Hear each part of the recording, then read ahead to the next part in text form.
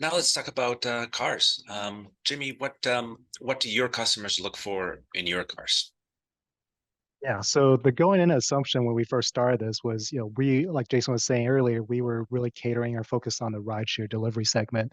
And so knowing that segment, we know that that group of customers really care about maximizing their revenue. So they care about miles per gallon, they care about low cost for the vehicles. So our underlying assumption going in was, okay, the sweet spot for us is the Toyota Priuses, the Corollas, Camrys.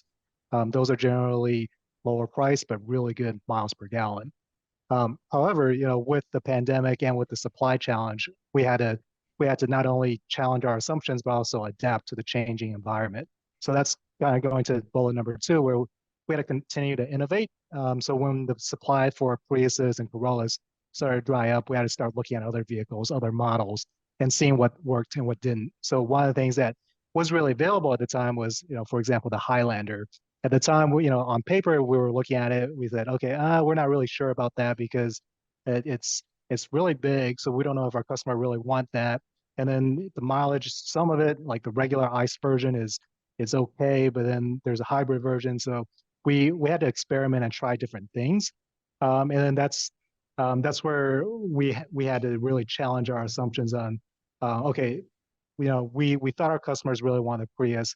We have these hybrid Highlanders out. And turns out, hey, these utilizations are actually really good because our customers are using these to drive for, Uber XL. They're able to take these on road trips. So it opens up different scenarios that we hadn't even envisioned in the beginning. Just taking maintenance and cost into account when we're looking at our vehicles.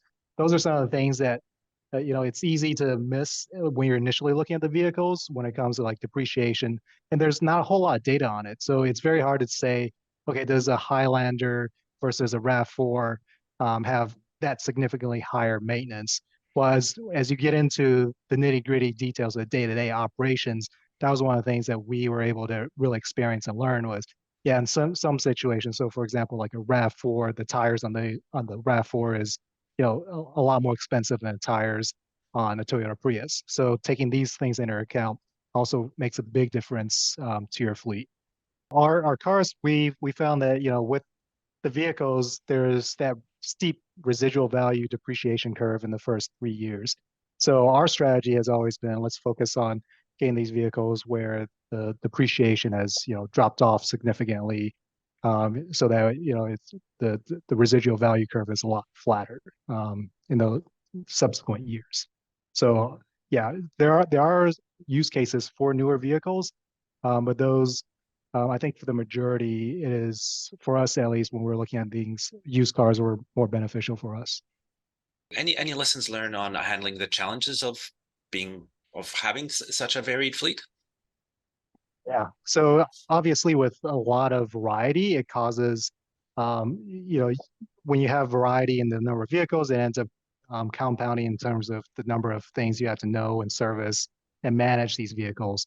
So the two things that's really important for us is one, finding the right platform partner that can handle these type of variety in different types of vehicles, and then the hardware partner that can also be compatible with these vehicles or be adaptive enough to take on these vehicles, especially as we're bringing on new vehicle models, them being flexible and nimble enough to really integrate the newer models into our fleet or into their system so that then we can bring it into our fleet. Those are some of the two important things that really stood out for us.